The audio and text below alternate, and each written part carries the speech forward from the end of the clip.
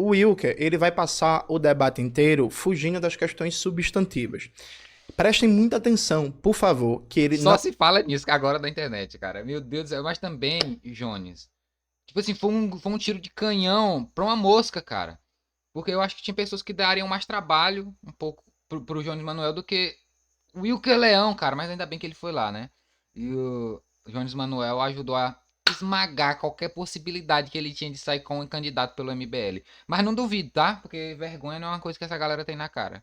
não vai responder em nenhum momento, nenhuma questão sobre financiamento, sobre carreira Mano, cheiro de queimado aqui em casa, só um instante.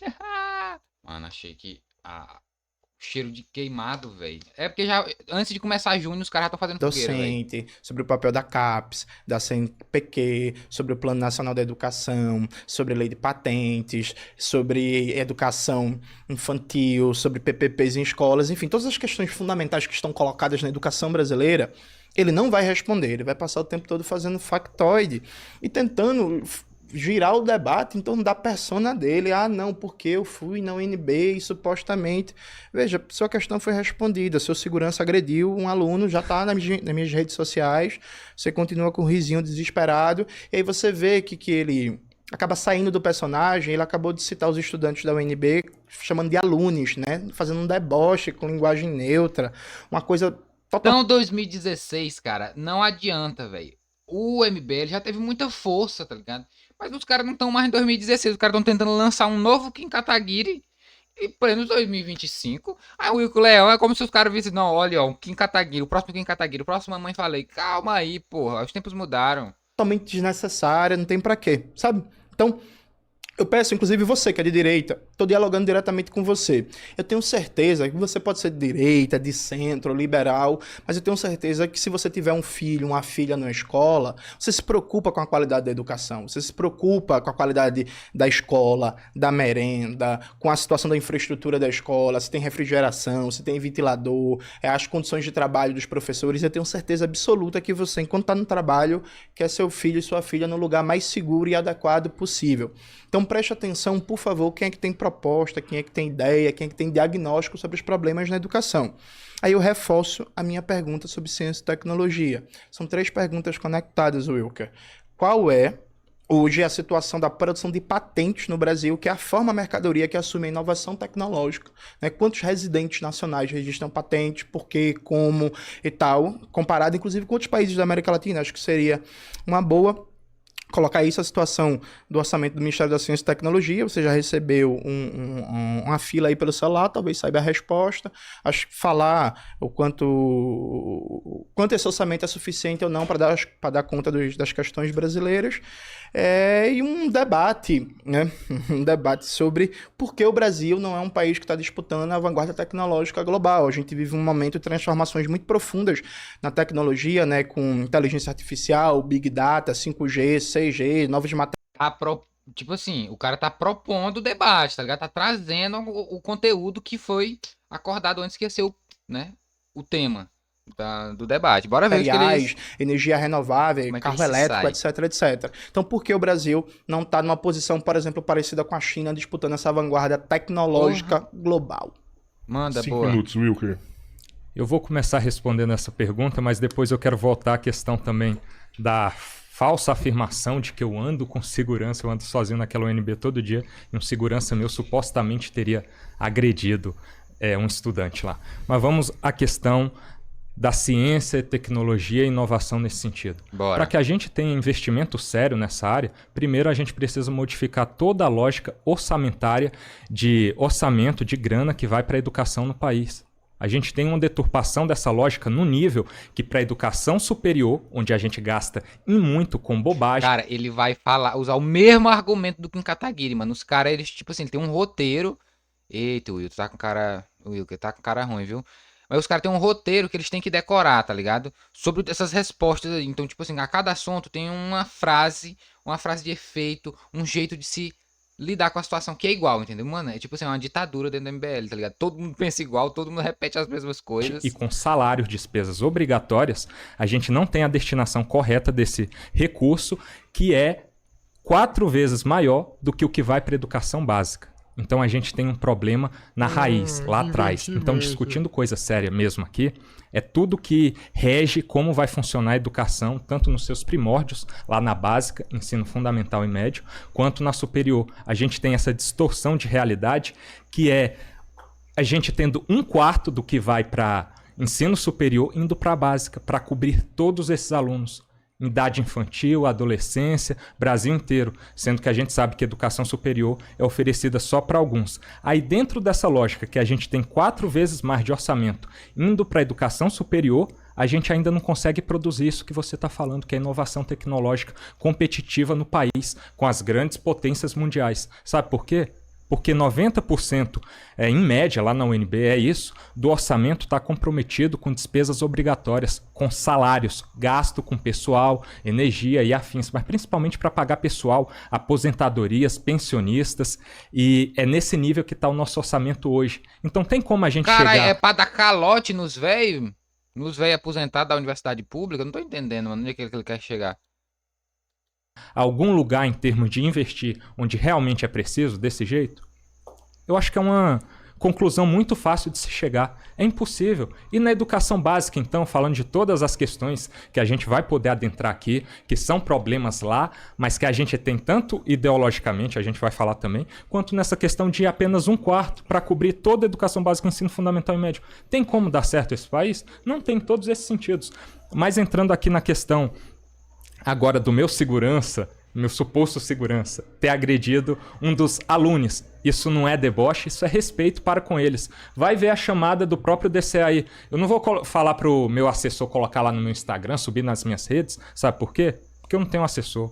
Trabalho sozinho. Eu dou Ele mitou, velho. Ah, agora ele mitou. Agora foi. Não, concorda aí, pô. Foi uma resposta boa. Sabe por quê? Porque eu não tenho assessor, pô. cara a tapa, eu não faço nem convocação de militância, igual deve estar uma barulheira desesperada no chat aí, porque eu sou verdadeiro e ajo sozinho na cara e na coragem. Mano. É assim que eu sempre ajo. Aí quando fazem manifestações contra mim, como foi aquela designada Assembleia Antifascista, para me combater, como se eu fosse um grande fascista. E aí eu avisei isso nas minhas redes no dia anterior. Não, você só não é grande, mas...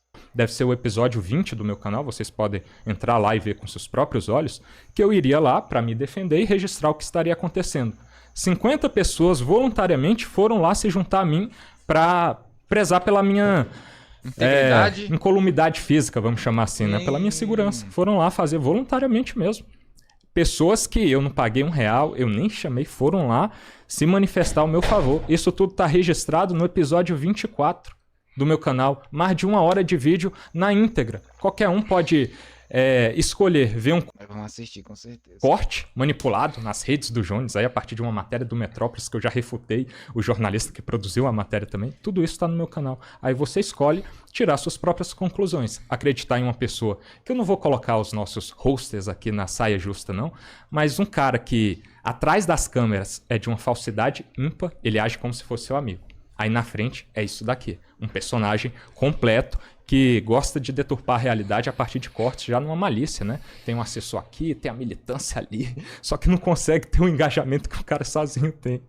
E precisa vir aqui passar por isso, né? Mas... Cara, esse maluco tá nervoso demais, velho. Esse cara tá nervoso demais. Ou ele tá estralado. Tudo bem. Falando sobre realidade mesmo, de violência, Sim, cita uma vez que eu tenha agredido alguém, uma vez que eu tenha sido extremista com alguém. Eu citei aqui várias. Estou citando incoerência, estou citando ele convocando extremistas para me retirarem lá mediante um crime. Constrangimento ilegal é um crime. Artigo 146 do Código Penal.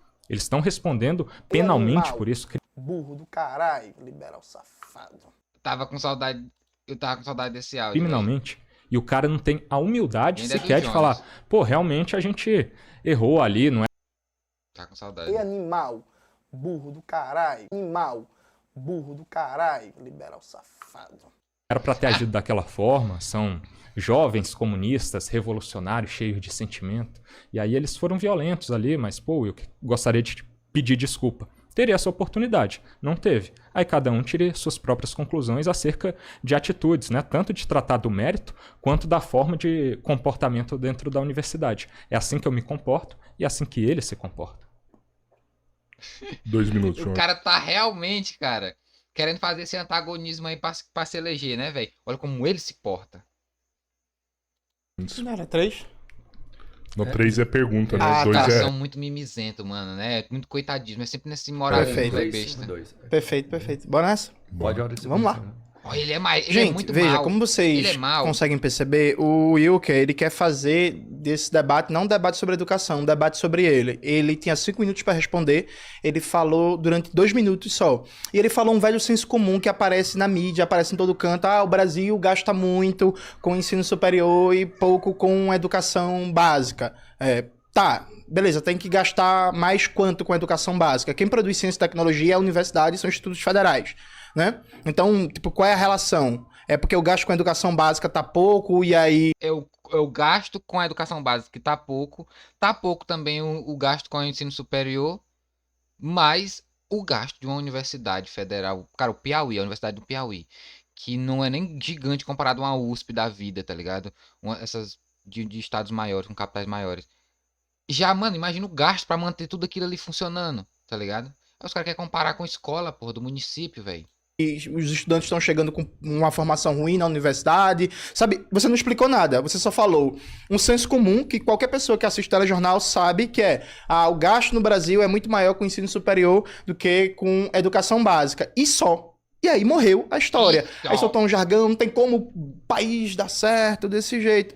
E aí, veja, gente, vamos lá, um debate sério e concreto. Hoje, no Brasil, 80% das patentes são registradas por não residentes, né? Por não brasileiros, por pessoas físicas ou jurídicas estrangeiras. E isso faz com que a gente tenha um permanente envio de riqueza para fora. O Código de Patentes do Brasil é um código de patentes do governo FHC, o Código de Propriedade Industrial, que é totalmente entreguista, lesivo aos interesses nacionais e não protege a riqueza nacional. Guerra ideológica... Não, vamos deixar Então, é muito comum, por exemplo, as patentes da região amazônica. Eu ia mudar de capítulo, o negócio acelerar um Na área pouco de pra não ficar fármacos, muito a maioria das patentes está na mão de empresas dos Estados Unidos, da China, do Japão e da União Europeia. Então, o Brasil é o país que menos tem patentes de fármacos registrados a partir de descobertas na região amazônica. Essa é a situação do nosso país. A gente tem um problema aqui na produção de ciência e tecnologia. Eu vou continuar falando disso no próximo bloco para expandir, já que o Wilker não conseguiu dar nenhuma contribuição sobre o tema, e é um tema muito importante para o nosso país, eu vou continuar falando e desenvolvendo mais a reflexão. Lembra a galera aí pra dar o like na live, a gente tá aí com mais de 20 mil pessoas ao vivo e só tem 6 mil likes. Então vamos dar like aí pra gente bater 30 mil logo E entregar. se inscrevam no canal, se inscreve pra Exatamente. gente crescer aí também. Wilker, sua pergunta. 3 minutos. Vamos lá, uma questão fundamental que a gente tem que tratar aqui, e é por isso que eu estou aqui, porque eu sou a cara desse movimento hoje, é a doutrinação universitária. É um enviesamento. Boa. Agora ficou bom. A doutrinação dentro das universidades. Agora vem, mano. Senta que vem a aula. Então curte, se inscreve no canal, ajuda ele como você conseguir. Ó, eu vou até ajeitar meu QR Code ali na frente do QR Code do 3 Irmãos, que eles estão melhor do que eu preciso mais. E vamos, doutrinação nas universidades. Assunto bom. Do conhecimento, Vale a pena. que é base para todas as nossas aulas, geralmente para a esquerda, direcionados nesse sentido. Em humanas, é praticamente a regra. E eu vou trazer os dados para vocês aqui agora. Então a gente precisa trabalhar isso para chegar nos problemas fins como resultado, que são esses. Realmente, a gente tem problemas em diversos sentidos, que está tudo atrelado ao orçamento no final das contas, e a ciência, desenvolvimento tecnológico, e a gente separa sempre nesse sentido. Só que para a gente chegar lá, a gente precisa falar da base. E qual que é a base hoje na universidade? A gente tem um problema que advém da própria Constituição. Artigo 207 da Constituição Federal traz autonomia universitária em 3 segmentos, que é administrativo, financeiro e educacional, de uma forma Mano, bem... é isso que eu não entendo. Os caras falam tanto em liberdade de expressão, liberdade pra isso, liberdade pra fazer aquilo. Os caras não querem autonomia nem da universidade, pô. O Trump quase fecha Harvard, mano. O Trump quase fecha Harvard. A universidade, não, o fulano é Harvard. O especialista de Harvard. Não, tem um advogado formado em Harvard dando entrevista no Jornal Nacional. Aí o Trump vai lá, impõe um negócio pra universidade, a universidade não aceita, eles não põem, não vamos fechar. E ele não é uma ditadura, porra. Aí o cara aí tá falando de autonomia, que não pode ter autonomia nas universidades, tá ligado? De que lado esses caras estão? Esses caras são muito lesados, velho. abstrata. Basicamente, a universidade ela pode fazer nesse sentido o que bem entender, vinculada a nada. Ela decide e ela faz. Consequentemente, a gente tem pessoas de esquerda dominando lá na elite, na reitoria, desde os alunos à reitoria. A gente está nesse nível, a cultura universitária dominada pela esquerda. E aí a gente tem essa problemática aqui da autonomia universitária nesse sentido. Aí só para vocês verem, em termos de filosofia marxista, ensino do materialismo histórico dialético, a gente tem em 3 distintos departamentos o ensino de disciplinas só voltadas ao marxismo. Olha aqui, no departamento de filosofia, a gente tem o ensino da disciplina filosofia marxista. No de sociologia, teoria sociológica marxista. No de ciência política, teorias e métodos marxistas. Vocês estão ouvindo o que eu estou falando? Tem como e não tem nada sobre neoliberalismo, né? Que eles falam de um termo estigmatizado, mas não tem nada sobre ele quer que fale mais de liberal na universidade, boa. liberalismo clássico e tal. Jones, isso daqui não é Não, uma clara... será se os economistas que estão se formando na universidade pública estão lendo Karl Marx? É isso que está sendo formado nas universidades públicas? Tá ligado? O cara tá falando de universidade de humanas, tá ligado? Quem manda no país, pô, é um Haddad da vida, é um Paulo Guedes da vida. Esses caras não fizeram curso de humanas, não. Não, o Haddad não fez economia, né? Falei merda. Mas o Paulo Guedes da vida. Será que ele estudou Marx na universidade pública? demonstração de que o conhecimento Porra. está enviesado para o sentido daquilo que você acredita, que é o comunismo marxista. O cara tá atacando curso de serviço social, velho. Esse que é o problema do Brasil. O curso 5 de minutinhos. humanas. Tá, vamos lá. E aí, voltando, gente. Então, desde os anos 90, quando a FHC instituiu o Código de Patentes, o Brasil deixou de ser um país produtor de ciência e tecnologia. O Jones meteu o assunto Pra ter uma ideia, Boa. nos anos 80, a gente produzia nacionalmente Tá aí, 50% dos fármacos dos remédios que a gente consumia. É a partir do IFA, né, que é o ingrediente farmacêutico ativo, que é o que faz basicamente o remédio funcionar. Ativo. Hoje o Brasil importa 90% dos IFAs que consome. Isso está diretamente relacionado ao fato de que a gente tem uma legislação de patentes que não protege a riqueza, a indústria nacional, o conhecimento nacional. Pra vocês terem uma ideia, a Índia é hoje um dos países de maior produção de medicamentos no mundo. É chamado, inclusive, da farmácia do terceiro mundo. A Índia, lá nos anos 60 e 70, fez uma reforma no seu código de patentes, protegendo a indústria nacional e o conhecimento nacional, o que deu a base para o país se transformar numa potência no setor fármaco. Saiu uma reportagem muito importante, uma série de reportagens no site chamado Outras Palavras, que é 4 matérias, se não me falha a memória, sobre como a Índia se transformou numa potência tecnológica na área da saúde. Tá subindo agora nas minhas redes sociais essas matérias para vocês acompanharem. Aliado a isso, esse ano o orçamento para ciência e tecnologia no Brasil é só de 18 bilhões. Veja, 18 bilhões é nada. A gente que é pobre, que é trabalhador e trabalhadora, acha que 18 bilhões é muito dinheiro. Mas para pensar a produção de ciência e tecnologia num país como o Brasil, de mais de 200 milhões de habitantes, no tamanho continental, de uma economia complexa que em PIB está entre as 10 maiores do mundo, é um valor ridículo. Só para vocês terem uma ideia, a China recentemente lançou um fundo de desenvolvimento para a produção de chips, né? Se a gente for converter o valor investido para a China para real, isso dá mais de 3 trilhões nos próximos 10 anos. Então, assim, em um setor só, produção de chips, a China está gastando milhares de vezes mais do que a gente tem de orçamento de ciência e tecnologia para o Brasil inteiro. Aliado a isso, no Brasil, ciência, tecnologia e inovação é produzido basicamente pelas universidades públicas. 90% da inovação tecnológica no Brasil é produzido por universidades públicas. As universidades privadas no Brasil, grosso modo, aliás, não são universidades, são faculdades. Elas não têm pesquisa e extensão, têm só ensino e não produzem ciência, tecnologia e inovação. Então, a gente tem as universidades fazendo um esforço para produzir ciência e tecnologia, produzindo 90%, mas ainda muito pouco frente às necessidades do país. O investimento é muito baixo e falta conectar mais a universidade com os ramos produtivos estratégicos do país. Por exemplo, a gente tem o SUS. O SUS é o maior mercado consumidor da saúde do mundo, né? Da compra de medicamentos, de materiais, de vacinas, de máquinas de meio de diagnósticos e por aí vai. Mano, o meu ASMR é a gente falando bem do SUS, tá ligado? Explicando o SUS. É meu ASMR. Só que a gente compra de fora, né, de empresas estrangeiras, a maioria das máquinas, equipamentos, meios de diagnósticos, até bisturi de lâminas especiais que não enferrujam, não envelhece, a gente compra tudo isso de fora. A gente compra de fora a maioria dos fármacos e a gente compra de fora uma boa parte das vacinas. Isso dá um déficit anual de 20 bilhões de dólares, o que dá mais de 100 bilhões de reais. O que é déficit? É dinheiro que a gente tá enviando para fora. A gente tá comprando de fora, enviando dólares para fora, riqueza para fora, gerando emprego para fora. A gente poderia ter uma estratégia produtiva conectando o SUS às universidades públicas e usando instituições, né, como a Fiocruz, como a Geo Magalhães, o Instituto Butantan, para produzir tudo que a gente precisa, gerando emprego aqui, gerando riqueza no Brasil e melhorando a eficiência do SUS. Mas não, o que o Haddad tá querendo fazer? Trazer os data centers do Facebook para o Brasil. Mano, procura como é que funciona esse data center dessas inteligências artificiais. O governo Lula tá trabalhando com isso. Aí o Jones termina de falar e o cara vai falar assim, não, mas é porque na faculdade, lá na universidade, não tem ninguém falando de direita. Lá não tem nenhum escritor de direito que os caras lê. Lê, mano, sozinho. O Wilker, ele não tem ideias sobre isso, Não né? tem, não como a tem, gente não acabou tem. de ver. Mas o Wilker, veja, cada curso de graduação tem média de 20 a 30 disciplinas. E aí tem as disciplinas eletivas, né? Às vezes são ofertadas, às vezes não. Tu citar em cada curso que tem mais de 20 disciplinas, uma disciplina marxista, não diz nada. Eu fiz graduação em História. Eu consegui terminar, eu não atrapalhava as aulas, né? Na minha graduação em História... Damn, son. Ei, se isso aí fosse uma pedra, cegava, viu? Ei, isso daí foi... Tive 3 professores marxistas. Professora Socorro Abreu, pra quem manda um abraço, excelente professora. Professor José Bento da Rosa Silva, professor de História da África, professor Pai magnífico. errado. E a professora Cristine Dabá, uma das maiores especialistas desse país em história rural, né, da produção de cana-de-açúcar no Nordeste brasileiro. Foram 3 professores ótimos, mas foram 3 professores marxistas num universo de quase 30 professores. O que é que isso mostra? Nada. Isso mostra que a universidade também tem professores marxistas. A universidade também tem professores liberais, tem professores social-democratas, tem professores conservadores, tem professores bolsonaristas. Isso é um problema. E aí, veja, tu é tão confuso que tu falou assim, temos que falar da base. Aí tu falou de universidade. Agora a universidade é a base não era escola? Já mudou de assunto? Tá confuso? Tenta dar alguma contribuição? Damn! Jones is on fire, baby.